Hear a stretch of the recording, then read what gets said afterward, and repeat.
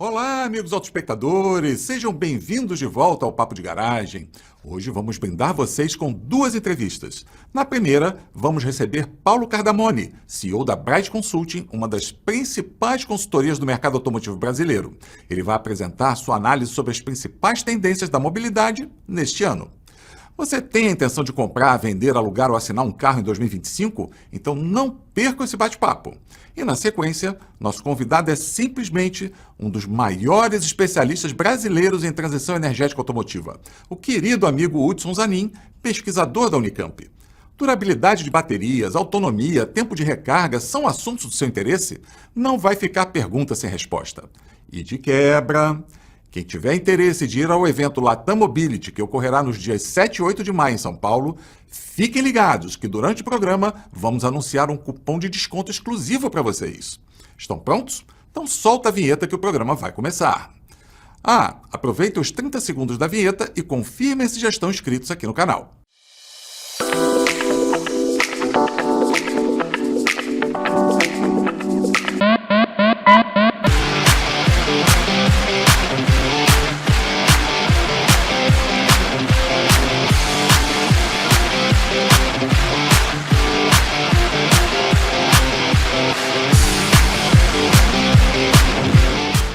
Agora sim, olá, autoespectadores! Sejam muito bem-vindos ao programa Papo de Garagem. Mas antes, é importante lembrar que só é possível entregar para vocês o conteúdo deste programa de forma gratuita graças aos nossos patrocinadores. GWM do Brasil, Continental Parafusos, Nemak e Unidas. Além deles, também somos apoiados pela Abla, ABVE, Fenalto, IKEA, SAE e SAE for Mobility. Visite o site de todos eles para saber o que podem fazer por vocês. Os links estão aqui embaixo na descrição. Bom, como viram na abertura, hoje teremos duas entrevistas muito especiais. Então vamos de imediato chamar a mensagem do nosso patrocinador master, a GWM do Brasil. Em poucos segundos estaremos de volta.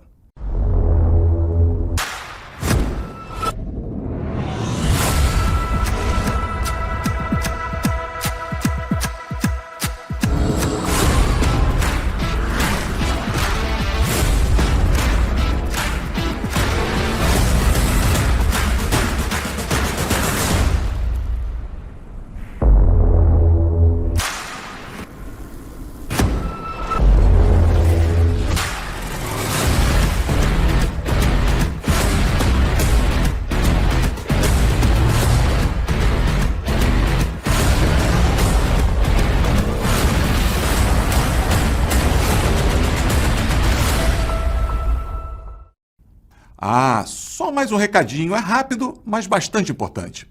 Nossos controles indicam que a grande maioria da nossa audiência assiste o nosso programa pela TV. Isso é um dado bem positivo, pois justifica o fato de investirmos não só na qualidade do conteúdo, mas também na qualidade da transmissão, já que geramos nossas imagens em alta resolução. Mas, por outro lado, sabemos que coisas simples como dar um like ou se inscrever no canal assistindo pela TV é um pouco mais complicado do que no celular. Por isso, pedimos a vocês que gostam do Papo de Garagem que deem uma rápida pausa no programa, confirmem sua inscrição, deem seu like e voltem para darmos sequência juntos. Assim, vocês ajudam o algoritmo do YouTube a entender que o nosso conteúdo é de qualidade e, dessa forma, a plataforma compartilha nosso programa para mais pessoas. Posso contar com vocês? Muito obrigado de coração. Seguindo em frente, técnica solta a vinheta do quadro Café com Milad.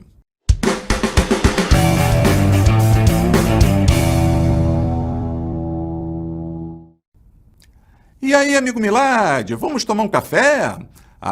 E mande meu abraço pro Cardamone.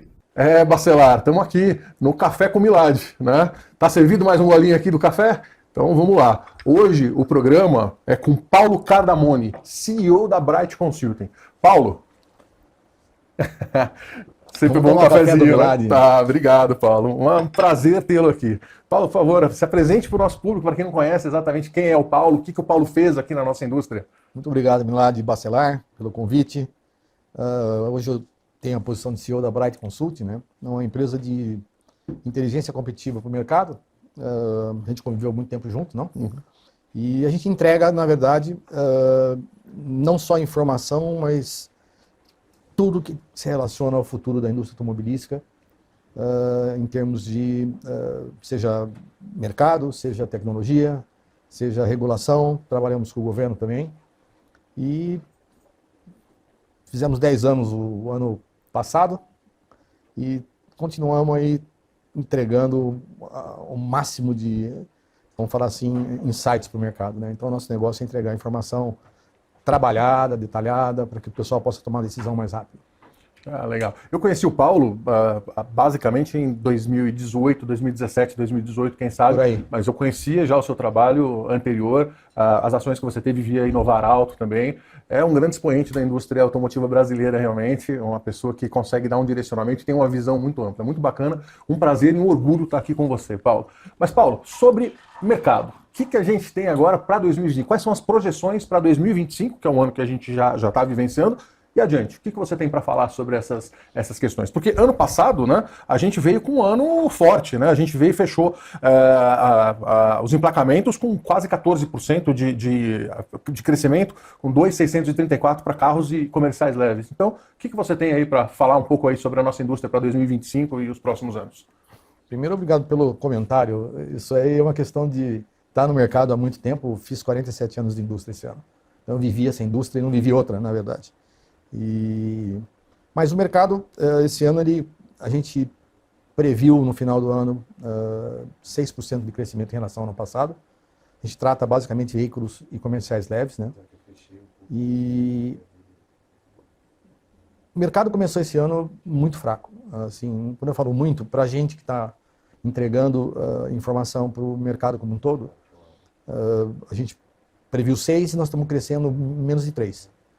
Então, a comparação que o mercado sempre faz é, esse ano com relação ao ano passado está crescendo, mas a preocupação da gente, quando está trabalhando com informação que é totalmente assim, distribuída do total do mercado até a última versão que é vendida, né, é ter um mix de número que seja consistente. Então, está preocupando muito, a gente está vendendo praticamente 3% a menos janeiro, fevereiro, e já no meio de abril, de março, a gente está mostrando isso também. Então, estamos com 6% de crescimento, vamos continuar analisando, mas o mercado está andando muito mais devagar do que a gente imaginava, em função de vários fatores aí. Sim. Os fatores econômicos, como taxa de juros, estão impactando diretamente? Sim. Porque o mercado ainda está crescendo, mas está crescendo numa velocidade menor do que o próximo ano. Então, esses fatores econômicos estão, de fato, atuando no nosso mercado. Na verdade, o que a gente já havia previsto é que a gente tinha entrado numa descendente de taxa de juros que está batendo 15% a Selic.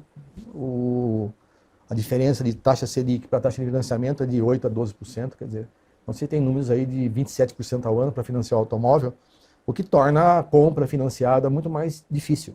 Então eu acredito que o momento econômico que a gente está vivendo, que não só de taxa de juros, mas de muita dúvida sobre a política fiscal, por exemplo, está fazendo com que o mercado ande um pouco mais devagar. Mas definitivamente é o custo da compra do veículo, né?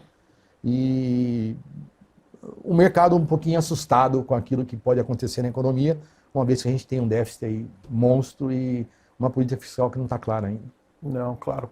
Perfeito. Mas tudo tem seu lado positivo. A eletrificação, está todo mundo comentando sobre veículos eletrificados, tem diversos tipos de eletrificação.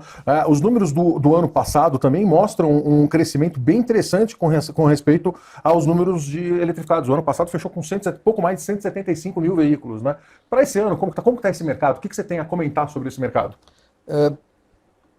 Quando a gente fala de eletrificados, nós estamos saindo desde aquele eletrificado novo que entrou no mercado aí, o que a gente chama de mild hybrid, mas efetivamente é um híbrido leve, né? 12 volts, e teve uma recepção muito boa no mercado.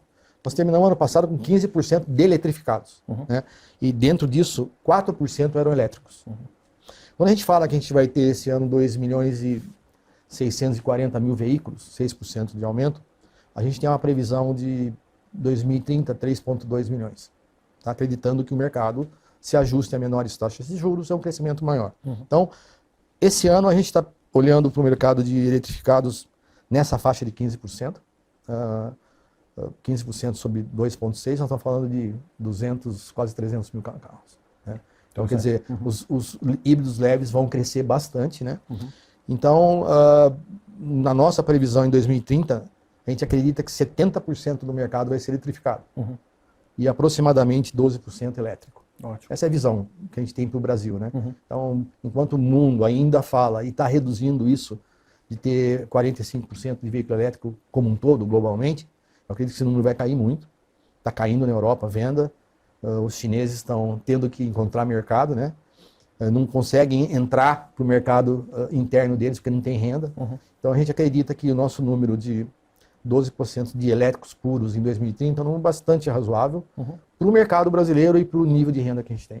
Sim, compartilho. Só lembrando, o mild hybrid, aquele de 12 volts, é aquele primeiro nível de eletrificação, Sim. mas que comporta a nossa legislação. Nossa legislação prevê que esse tipo de veículo seja um veículo híbrido. Sim. E ele acaba trazendo até 12% de economia, a gente estava falando agora há 10 pouco. a 12. 10 a 12%. Ou seja, trazendo economia, você tem a diminuição também das emissões e acaba sendo, acaba atingindo os objetivos da questão das emissões. Então, é bem interessante esses números também. Obrigado pelo Tem tudo, compartilhamento. né, Milad? Tem a economia que ele traz, que é significativa.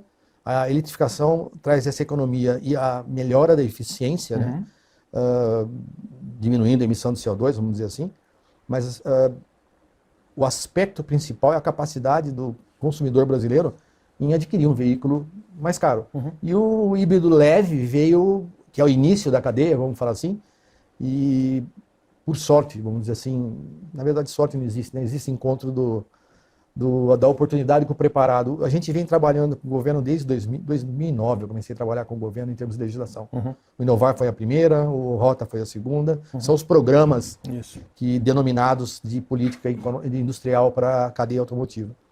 E nesses últimos 2 programas no Rota e o Mover, que é o novo nome do programa, Mobilidade Verde, a gente conseguiu, trabalhando com os reguladores, mostrar a importância de não dar esse salto que o mundo queria dar. E desde começar com um híbrido leve, ir para um híbrido praticamente híbrido mesmo, puro, né, vamos dizer assim, e depois para um plug-in, para um BV, que são mercados de nicho. Né? Legal. Quando você olha, eu estou falando em 15% de eletrificados, quando você olha o mercado premium, 98% dos veículos são eletrificados.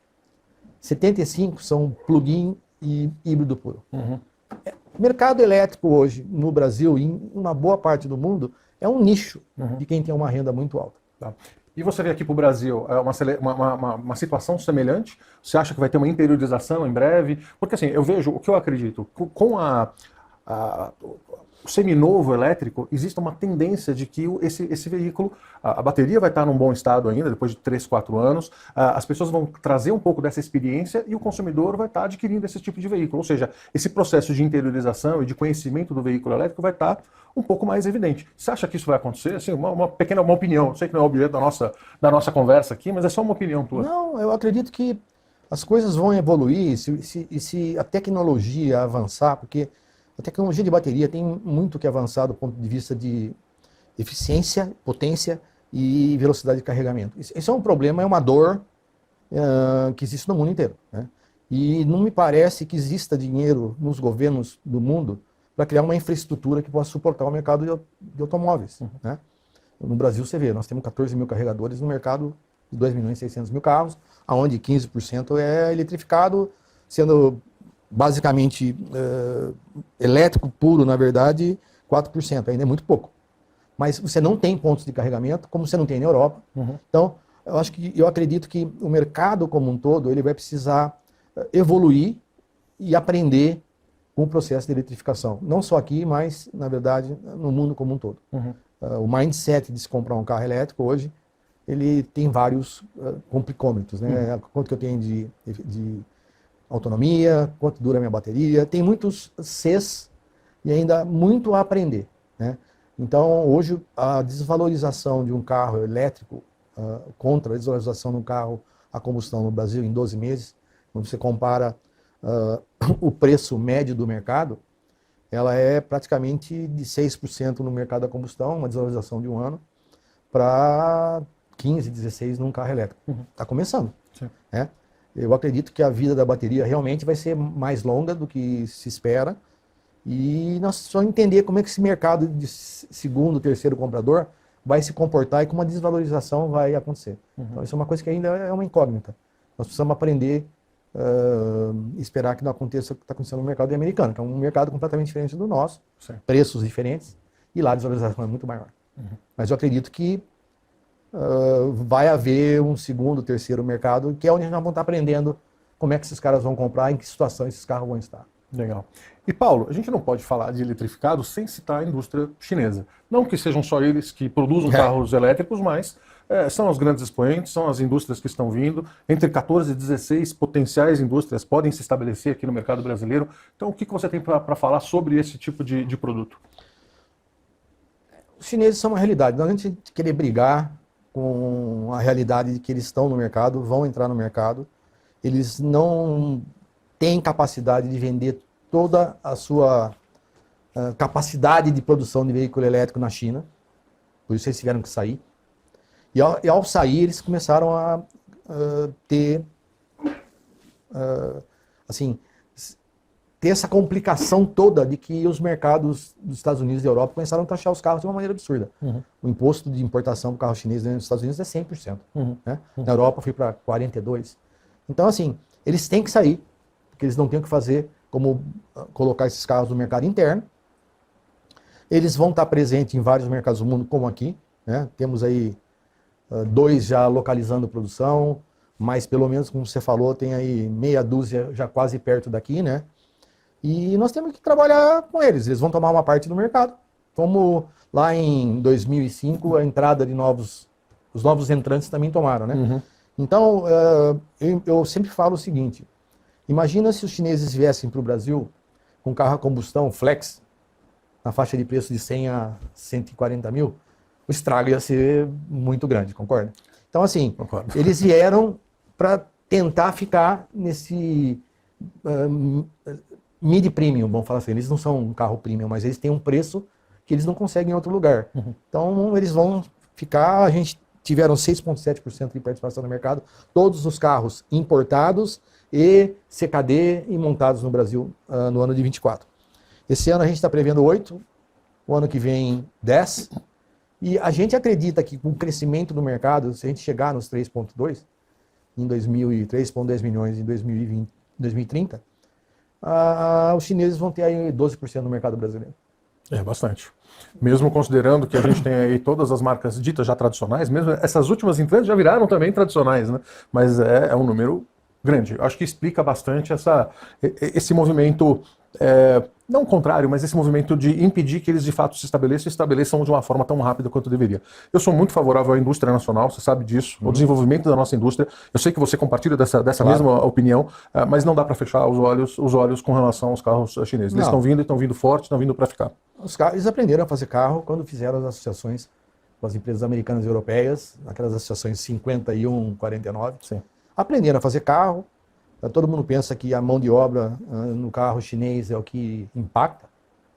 Se for uma fábrica de carro chinês, só vai ver robô.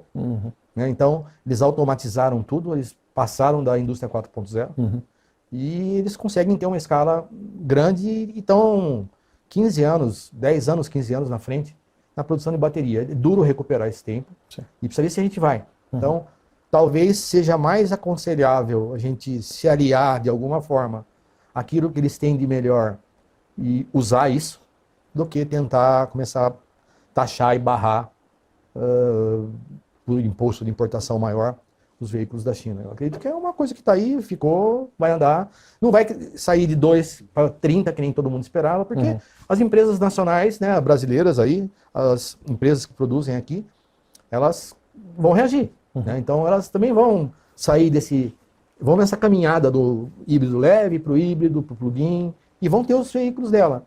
E então o mercado vai reagir internamente e os chineses vão ter uma parte dele expressiva, como você falou, mas é isso, não vai ter desastre. Interessante. Eu recentemente escrevi sobre o mercado chinês, uma pequena, não a fundo, em alguns artigos sobre isso, e foi muito bem estruturado a forma como eles pensaram a indústria. Em 2009 eles lançaram ali uma política de longo prazo, e desde daquele momento eles entenderam que a competitividade com as indústrias tradicionais ocidentais ia ser mais complexa. Muito mais. Então, eles já tinham todo aquele planejamento, todo aquele aprendizado, e eles passaram a fazer as relações com todas as empresas de lítio, de grafeno, enfim, todas as empresas que estavam correlacionadas ao mercado de baterias. E lá atrás, quando ninguém falava de bateria ainda, então eles adquiriram as empresas e fizeram negociações em preços extremamente competitivos. Isso ajuda muito na questão da competitividade. Sim. Porque depois que tudo isso veio mais à tona, é que aí os preços já estavam mais elevados, né? É uma questão de mercado isso. Por quê? É impossível você passar a consumir uma quantidade de material nobre tão grande e o preço só cair. Uhum. Então, eu acho que a gente está chegando, acredito que a gente está chegando a uma estabilização dos preços. Não dá para competir com os chineses em termos de custo de bateria. E nós vamos ver alguns tipos de ajustes e organizações dentro do mercado que a gente não está pensando ainda em termos de usar essa capacidade deles em vez de brigar com eles. Entendeu? Uhum. É interessante que nesse mesmo material, eu acabei falando, teve essa movimentação, primeiro de você fazer esses acordos com a indústria, e agora, depois de determinado momento, esse acordo caiu dentro do governo chinês, as indústrias poderiam se estabelecer de forma independente, mas as próprias indústrias ocidentais estão hoje buscando parcerias com as empresas chinesas para itens de segurança, de tecnologia, fundamentalmente usidas, e eletrificação. Muito interessante isso. Eu acredito que esse é o caminho, porque você não vai conseguir ir com a velocidade necessária. A indústria é uma indústria que caminha muito devagar, né? Uhum. Então, você não vai conseguir, num espaço de tempo curto, vamos falar, alguém vai reagir, a Europa vai reagir, e talvez em 5 anos vamos ter bateria com custo e capacidade e tecnologia equiparada do mercado chinês. Não vai. Uhum. Então é melhor se associar, usar o que eles têm. A realidade, Milad, na minha opinião, é a seguinte: os chineses precisam de mercado. E quem tem mercado precisa da tecnologia deles. Uhum. Perfeito. Botar taxa não vai resolver o problema, porque você acaba não vendendo e alguma coisa vai acontecer que vai ser séria para a indústria. O mercado americano está muito abalado com a história de taxar México e Canadá. Eu até entendo um pouco o que se está querendo fazer nesse momento, né? Mas abalou muito a indústria no primeiro momento. O que nós vamos fazer? 25% de aumento de custo. Eles levaram a indústria no NAFTA do Canadá e para o México, né? Uhum. E agora você não está preparado para ter um aumento de custo desse tamanho. Uhum. Então eu acredito que os impostos têm que estar em níveis, como o Brasil agora voltando a 35%. É um nível que sempre foi. Uhum. Quando a gente fez o mercado, virou o mercado dentro do Rota e pôs zero por um tempo, até foi um pouquinho antes do final do Rota, ou do começo dele, 2017, né? Foi um erro regulatório. Agora, não é que nós estamos subindo o imposto, nós estamos levando ele para onde ele tem que ficar. Uhum. E aí você convive. Porque tem benefícios e muitos no Brasil para você localizar a produção, trazer CKD, essas coisas. Perfeito. Você citou algumas coisas, aumento de custos no mercado norte-americano, enfim, uma série de elementos, e citou a questão de preço também. E por falar de preço aqui no Brasil dos automóveis, a gente tem aí, pelo menos alguns dados que eu tinha, 2017, em torno de R$72 mil, o ticket médio do Brasil. Ano passado fechamos aí a quase 150. Como que está esse comportamento hoje? Quais são os seus estudos nesse sentido? O que você tem a comentar sobre isso, Cardamone? O preço dos veículos subiu, você falou de 70, o ticket médio, ou seja, o preço médio dos veículos em 2024, pelos preços que a gente trabalha, nós criamos um preço que se transformou hoje na tabela Auto B3, né? Legal. É um preço que tem uma granularidade de 133 mesorregiões no Brasil e não só de São Paulo. E quando você olha o preço de 2024, o preço médio foi 140, é o dobro do que você falou. Certo. Então os preços estão subindo e nesse primeiro trimestre está em 152, quer dizer, estamos crescendo 8%. Né? É muito. Mas assim, o que está fazendo isso acontecer para que o preço suba? Na verdade, sim, o aumento de preço sobe pela regulação, que tem sido muito forte no Brasil, sobe pelo aumento da incorporação de tecnologia para poder atender emissões, atender a parte de eficiência energética, segurança, né? E sobe pelo próprio consumidor que está conseguindo comprar esses 2,6 milhões de automóveis, que é um consumidor conectado e que ele quer um telefone, smartphone sobre rodas, né?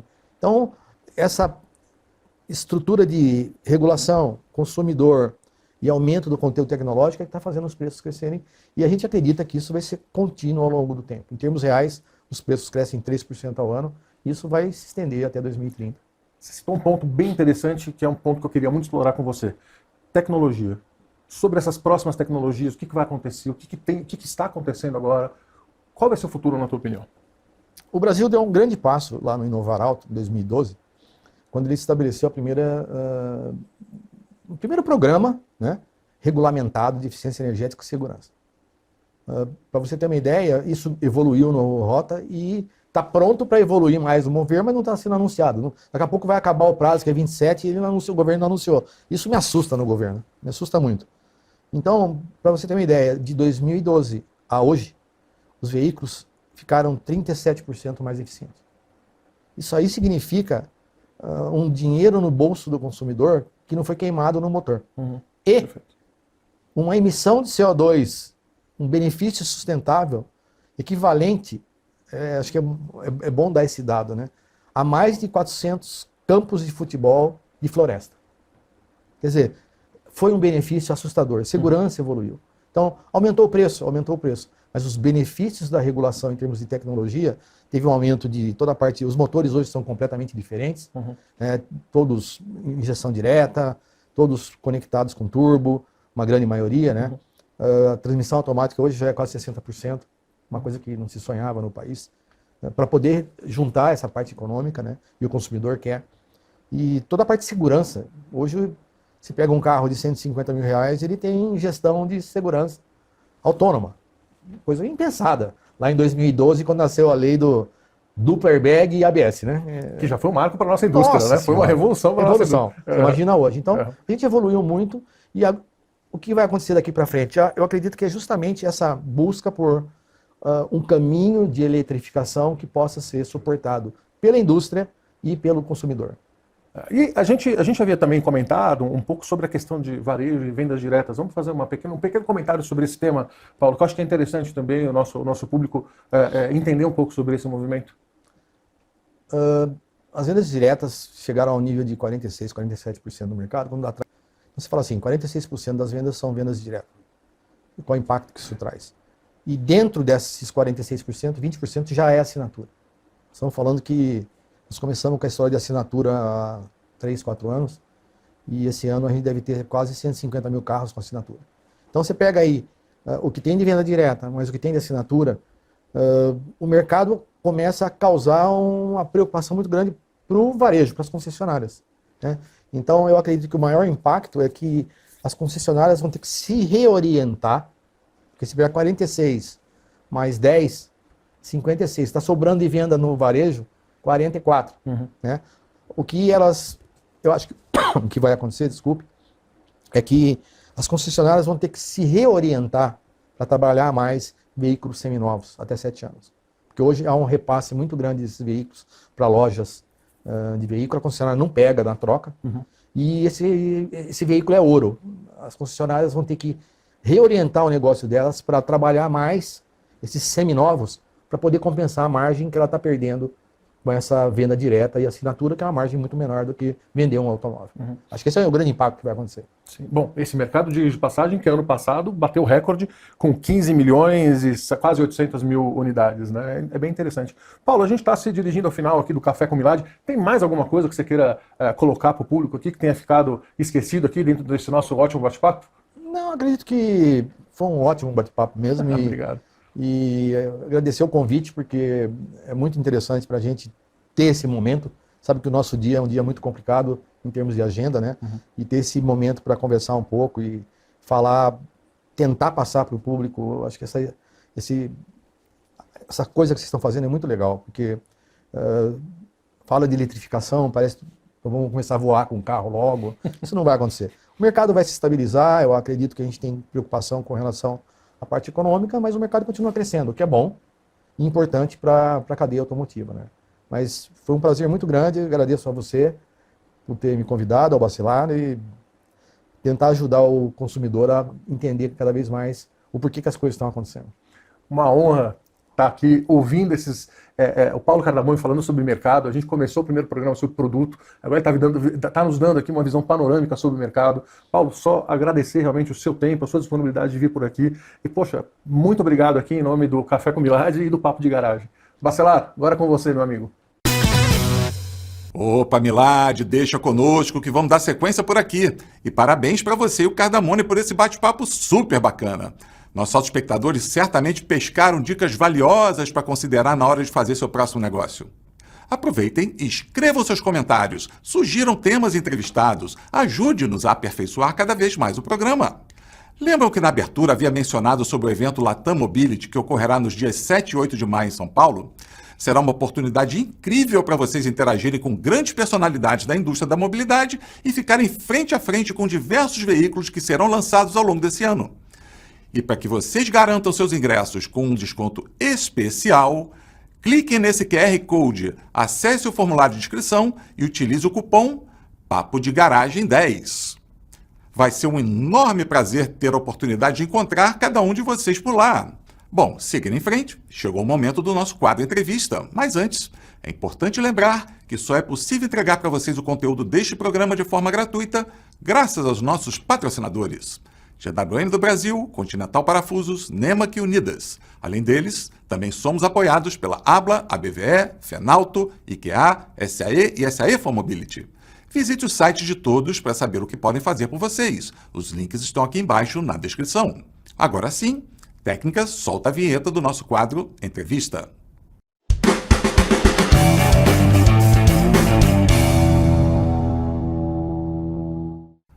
Hoje, temos a honra de receber um dos maiores especialistas brasileiros em transição energética automotiva, o querido amigo Hudson Zanin. O professor Zanin exerce o papel de docente na Faculdade de Engenharia Elétrica e de Computação da Universidade Estadual de Campinas, a Unicamp, onde se destaca por liderar o desenvolvimento de tecnologias essenciais para a transição energética, com foco especial em bateria de íons de lítio de sódio, baterias de enxofre lítio, baterias de oxigênio lítio e supercapacitores, além de células a combustível, reformadores e refino de biogás. Sua dedicação à inovação se estende ao domínio das patentes, com 5 pedidos já concedidos e outros 5 aguardando a fase final de análise pelo INPI, Instituto Nacional de Propriedade Industrial.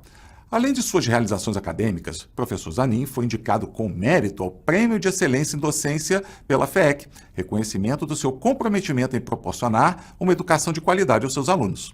Amigo Zanin, que prazer gigante te receber de volta aqui no programa. Aliás, para quem não sabe, Zanin foi entrevistada 1 ano atrás e está aqui de volta justamente atendendo a muitos pedidos de vocês para nos atualizar sobre o nosso processo de transição energética.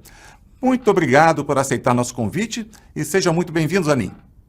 Bacelar, a honra é minha, a satisfação enorme é minha ver o programa de vocês crescendo cada vez mais, com o público, formando opinião de um público, ajudando a trazer novidades para o setor, né, expandindo a informação. Isso é espetacular, poder dar uma pequena contribuição da academia para os colegas do mercado.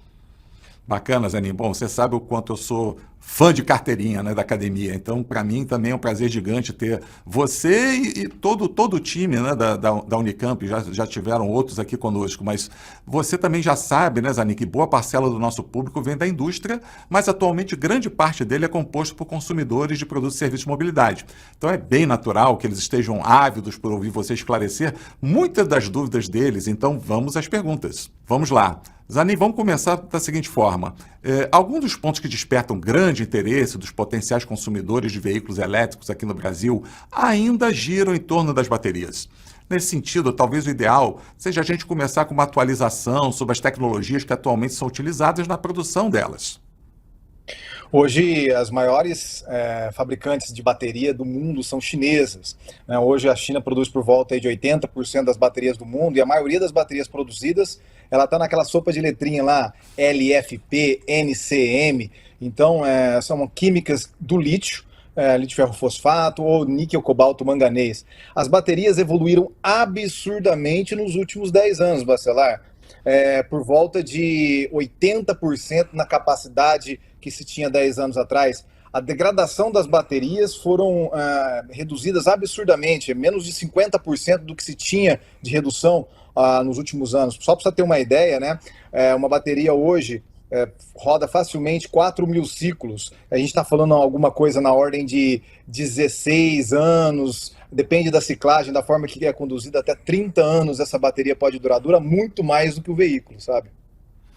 Muito bom, Zanin. É sempre bom a gente estar acompanhando e vendo que a evolução da tecnologia deixando para trás uma série de paradigmas, né? Quer dizer, a gente pode com conforto dizer hoje que a bateria ela dura muito mais do que o próprio veículo, é verdade? E considerando esse cenário que você acabou de apresentar, como é que você enxerga as questões justamente, né, de autonomia, durabilidade e tempo de recarga? A autonomia, o pessoal, né, tem uma grande ansiedade, né, de ter esse veículo com 400, 500 quilômetros de autonomia. Você tem essa faixa, que é a faixa que os veículos a combustão têm oferecido, né, como contrapartida hoje, né? Quem são os concorrentes dos veículos a bateria? São os veículos a combustão, e eles têm oferecido essa faixa aí de autonomia. A diferença é que a recarga de um veículo a combustão acontece em 5 minutos. E a gente sabe hoje que um carregador convencional de casa pode demorar 8 horas de recarga, ou num ultra rápido aí de 30, 60 kWh, talvez meia hora, 1 hora para carregar, mas ainda é muito superior ao que se tem no mercado hoje, né, para veículos a combustão. Por outro lado, é muito recente aqui um anúncio que a BYD traz como recarregadores aí extremamente rápidos de 5 minutos. Claro que existe um pênalti aí sobre a vida útil dessas baterias, né? Ou deve prejudicar a vida útil dessas baterias. Então, no que se refere à autonomia, os veículos a combustão e a bateria tem essa faixa muito parecida. O processo de recarga aí, a gente está falando aí muito parecido já com essas novas frentes que estão, a nova evolução dos veículos elétricos, sistemas que até carregam em 5 minutos, né?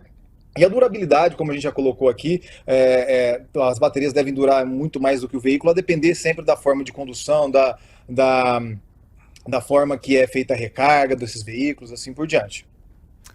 Pois é, você mencionou, né, sobre a super evolução que as baterias tiveram nos últimos 10 anos.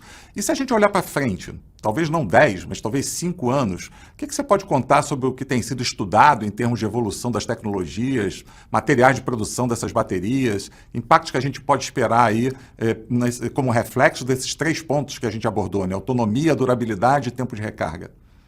Olha, uma das grandes limitações das baterias, no que se refere ao tempo de recarga, né, nos carregadores aí, é assim a eletrônica de potência. Você está pensando nos chips, nos transistores ali dentro desses sistemas de recarga, a gente está falando de sistemas de recarga que tem 200, 300 amperes, ou seja, correntes altíssimas passando no cabeamento interno desses módulos, desses packs de baterias, se a gente trabalhar com sistemas de recarga extremamente elevados. Isso faz com que não só a bateria sofra, mas todo o sistema interno de controle do veículo sofre junto. Então, os cabeamentos que tem que ser levados dentro, né, do veículo, o peso extra de cabo de cobre e assim por diante. Então, a gente tem que ainda pensar em melhorar, né, em reduzir um pouco o peso vinculado com esses cabos elevados, né, melhorar a qualidade desses cabos. Isso significa que a gente vai passar por um processo nos próximos 10 anos de mineração muito sofisticado. Por isso que se fala muito em minerais avançados,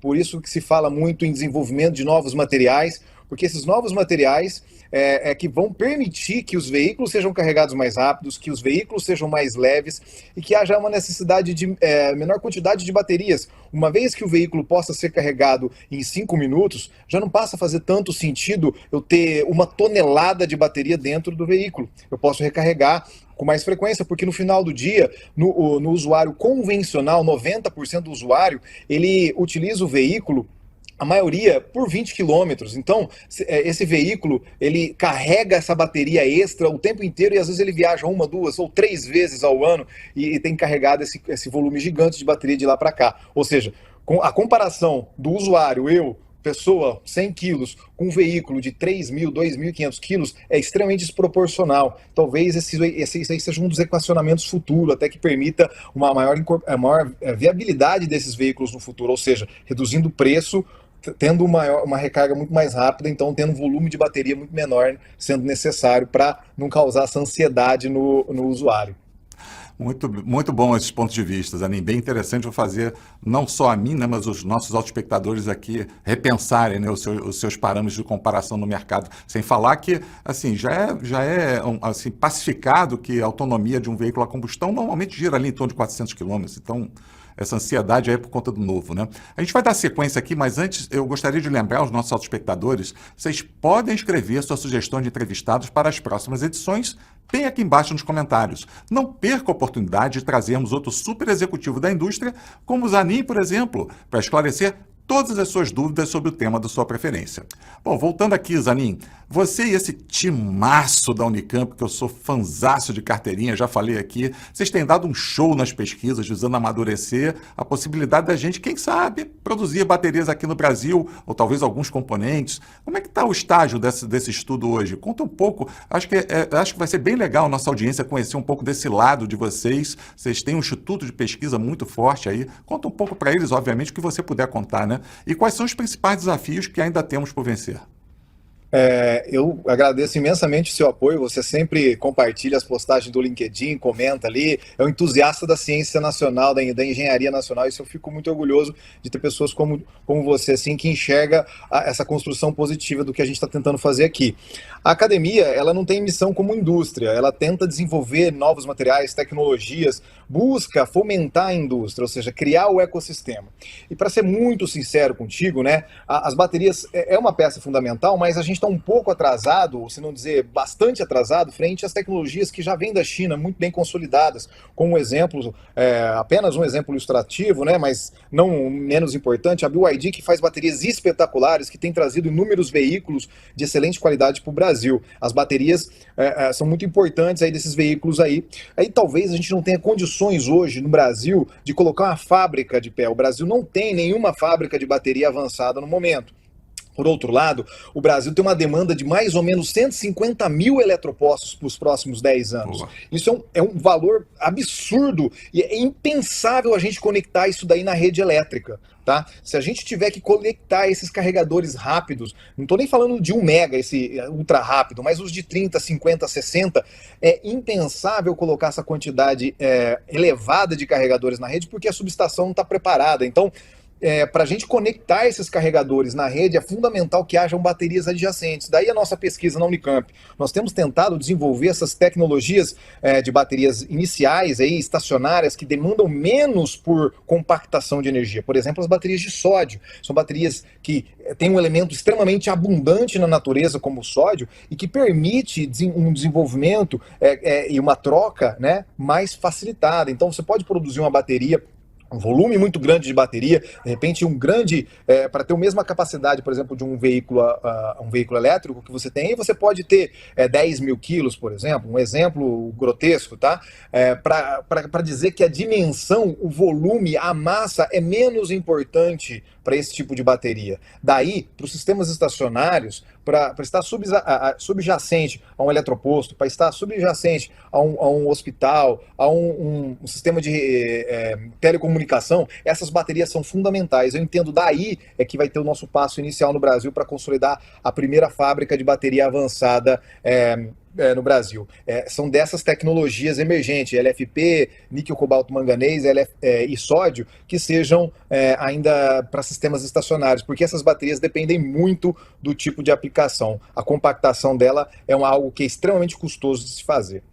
Deixa eu só fazer um apêndice dessa pergunta, Zanin, porque eu não queria deixar passar um detalhe que eu acho que é muito importante para a visão da nossa audiência aqui. A dobradinha, a bateria estacionária e painel solar, considerando que o preço dos painéis também tem caído, a gente está tão distante de uma realidade, disso virar uma realidade na casa das pessoas? De jeito nenhum, não só na casa, como no próprio eletroposto, como mencionado. Às vezes a gente não vai ter capacidade de conectar esse eletroposto na rede, a gente vai precisar de próximo ao grau, um grande posto, centrais, né, facilities de placas solares com bateria e criar uma micro-rede, uma linha onde você conecta 10 postos de combustíveis. E a casa da gente vai ser muito similar, tá? Um exemplo, e aí pensando nas baterias já sendo reutilizadas no segundo momento, você tirar essas baterias dos veículos depois de 10, 15 anos de uso e colocar isso nas nossas residências, deve ser uma tendência muito forte. Tá? Vai depender muito da qualidade das baterias daqui 10 anos. Se as baterias daqui 10 anos estiverem excepcionais, você não vai pensar em usar a segunda vida, você vai simplesmente reciclar. Aí, se a gente tiver uma fábrica de bateria no Brasil produzindo em volume e em qualidade, e além de tudo, né, tendo um pós-venda, que é um dos grandes gargalos das baterias hoje. Você importa a bateria do exterior, a hora que ela chega aqui no Brasil, é um pesadelo esse pós-venda. Tendo um pós-venda de qualidade, então eu acredito sim que é possível colocar esses sistemas fotovoltaicos e as baterias também nas residências. Mas eu acredito que ela vai ser o último lugar que a gente vai colocar, porque hoje as nossas tarifas de energia elétrica, ela é fixa no valor, né? No caso das residências, no caso da indústria, no caso de outros lugares, é variável ao longo da demanda e da oferta. Tem um preço diferenciado. Nossa, a gente fica aqui, fecha os olhos e a imaginação vai levando a gente longe aí, né, Zanin? Acho que a gente consegue enxergar um futuro ali na frente bem bacana, bem diferente da realidade de hoje. Mas se a gente abrir um pouco o leque de alternativas energéticas para o futuro, a gente ainda continua a ouvir alguma coisa sobre veículos movidos a hidrogênio, movidos a célula de combustível etanol.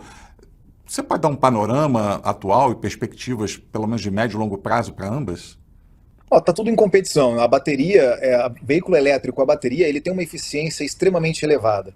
Então, do ponto de vista energético, do ponto de vista de construção, dificilmente alguma tecnologia vai superar os veículos puramente elétricos. O Brasil tem uma tendência muito forte em trabalhar com veículos que chama o ecohíbrido, né? O elétrico que usa o etanol, o bioelétrico também conhecido assim, né?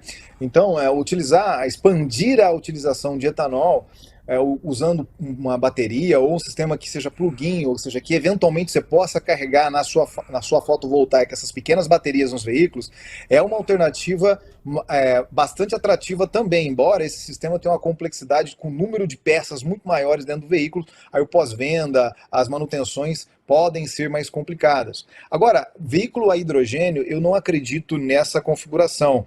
O hidrogênio ele não tem eficiência do ponto de vista energético para ser utilizado como combustível. O hidrogênio tem outras finalidades, como fertilizante, dessulfurização, lá para não ter chuva ácida, né? Você usa o hidrogênio para arrancar o H2, o enxofre da gasolina, e aí você não deixa de ter, não tem mais essas chuvas ácidas que tinha antigamente, sabe? Mas para mobilidade, isso daí é um caminho realmente que não faz sentido nenhum. Tem se discutido bastante a célula combustível para reforma e produzir hidrogênio, e depois usar a célula combustível para produzir eletricidade, empurrar o motor, ter uma bateria junto, mas ainda esse sistema é muito complexo frente às outras tecnologias já existentes. Então, além de tudo, além do peso, além da complexidade, dificilmente a gente vai ver isso aí em veículos de passeio. Talvez no futuro, se tudo correr bem, se a frota de trens não tiver sido eletrificada, se não tivermos alternativas aos caminhões, se o biogás, o biometano, por exemplo, não conseguir superar ao diesel, talvez haja uma oportunidade para o etanol ser reformado e usado em células combustíveis. Mas o TRL dessas tecnologias ainda está muito baixo frente às opções que existem no momento, ainda é pesquisa. Riquíssimo esse teu depoimento aí sobre o hidrogênio. Eu acho que tem muita gente aí que está na dúvida. Vou recomendar fortemente que assista aqui a tua entrevista, e não só a tua entrevista, você já me entregou aqui, né, que eu sigo você fortemente lá no LinkedIn, acompanho todas as suas postagens. Inclusive, vamos fechar a nossa entrevista aqui comentando uma postagem recente que você fez, me chamou muita atenção, falando sobre o potencial brasileiro para a produção de biogás e todos os seus desdobramentos. Eu acho que também vai ser assim, um conteúdo muito interessante para você compartilhar com a nossa audiência e falar principalmente dos benefícios que a nossa sociedade como um todo pode colher se a gente destinar mais investimentos direcionados para essa iniciativa. A gente está falando de descartes apropriados de lixão, de tratamento de esgoto. Nós temos abates de bovinos, suínos, aves, tem o sangue, tem as fezes na criação desses animais. Então, tem uma quantidade de matéria orgânica que é produzida no Brasil que antigamente convertia-se em metano e ia para a atmosfera. Hoje a gente tem essas lagoas, cuida da água com mais cuidado, produz esse gás, esse chamado biogás, um energético extremamente interessantíssimo para o Brasil, né? Porque você consegue levar a energia lá no centro do país, né? Onde você não tem dutos de gás natural. Então, se você consegue produzir esse gás localmente, refinar, você consegue abastecer as frotas, você consegue queimar esse energético em motogeradores e produzir energia localmente. o gás já ia para a atmosfera, o CO2 já ia para a atmosfera, ou o metano já ia para a atmosfera. Só que a gente está realizando um trabalho no ponto de vista físico ali, estamos criando movimento, estamos produzindo eletricidade. Isso faz com que a gente demande menos eletricidade e movimento de outros lugares. Então, no final do dia, a gente reduz a nossa pegada de carbono. Tudo isso aí pode ser usado para abastecer os nossos ônibus dentro das cidades. A gente tem muita dificuldade de pensar num ônibus elétrico. Pô, a gente está falando de 1 mega, 2 mega para um ônibus. Como é que eu vou carregar uma frota de 100 e tantos ônibus? Vai cair as subestações, né? Então, e haja sistemas de eletropostos com baterias para se colocar ali. Por isso que a transição energética é uma coisa eclética. Tem que ter inúmeras soluções, tem que ter o gás, seja o gás natural, que a gente tem uma riqueza absurda do pré-sal, seja o biogás, que é a utilização desse rejeito, transformar esse rejeito em um energético, limpar esse cara aí e levar isso aí para produzir eletricidade nos pequenos produtores, mas também nos veículos de transporte local, nos caminhões, nos ônibus e assim por diante. Eu acho que é por aí que o Brasil tem que pensar em como gerar riqueza local. Porque, embora eu seja bastante entusiasta dos veículos elétricos, eu sou contra você ter um veículo 100% produzido no exterior e trazido para cá. Porque a história do ESG, o social, é fundamental. Temos que defender a indústria nacional, porque senão não vai ter ninguém com dinheiro para comprar o veículo mais sofisticado. E não é só isso, né, Zanin? A gente estaria fechando a porta para qualificação profissional, de absorção de tecnologia e tantas outras, fomento da nossa cadeia produtiva. Nossa, a gente vai ficar aqui horas discutindo as possibilidades que a gente poderia estar perdendo se não prestasse atenção nesse elemento, né? Mas você acabou de descortinar mais um vetor aqui espetacular para o nosso futuro, né? Sem dúvida nenhuma. Mas mais espetacular ainda, eu acho que foi o show de conhecimento que você deu aqui para a nossa audiência. Eu tenho certeza que os nossos autoespectadores, como nós chamamos eles estão maravilhados e eu me junto com prazer para agradecer mais uma vez a tua presença aqui, né? E renovando a felicidade minha, não só minha, mas de toda a equipe do programa, pela oportunidade de ter você aqui mais uma vez. Como eu tenho enfatizado aqui no programa incessantemente, participações como a sua nos mantêm firmes na missão social de compartilhar informação independente, opinativa, qualificada, descomplicada e gratuita para que a nossa audiência possa tomar suas decisões de negócio sempre muito bem preparados. E com isso dar a nossa contribuição do lado de cá para o crescimento saudável do nosso ecossistema nacional de mobilidade. Zanin, não tenho palavras para agradecer a oportunidade de ter tido você aqui conosco. Eu que agradeço e digo o seguinte, força sempre aí que o Papo de Garagem é uma ferramenta pública, como você disse aí, gratuita, de trazer informação. Eu compartilhei um pouquinho das coisas que a gente estuda aqui, humildemente, nada demais, nada é verdade absoluta, apenas conhecimento que a gente vem juntando aí e coisas que a gente acredita. Então, é isso aí, colegas. Tudo de bom para vocês, eu espero que vocês aproveitem bastante e curtam o canal aí do grande Bacelar. Falando em agradecimentos, é importante lembrar que só é possível entregar para vocês o conteúdo deste programa de forma gratuita graças aos nossos patrocinadores. GWM do Brasil, Continental Parafusos, Nemac e Unidas. Além deles, também somos apoiados pela ABLA, ABVE, Fenalto, IKEA, SAE e SAE for Mobility. Visite os sites de todos para saber o que podem fazer por vocês. Os links estão aqui embaixo na descrição. Amigos autoespectadores, com isso finalizamos mais um episódio do programa Papo de Garagem, esperando que tenham gostado do conteúdo de hoje. Não esqueçam, mesmo que estejam nos assistindo pela TV, deem uma pausa rápida para confirmar sua inscrição e registrar seu like. Também não esqueçam de escrever sugestões e críticas aqui embaixo. Elas são fundamentais para continuarmos aperfeiçoando o programa e entregarmos a qualidade de conteúdo que esperam de nós. Um abraço a todos e até o próximo episódio.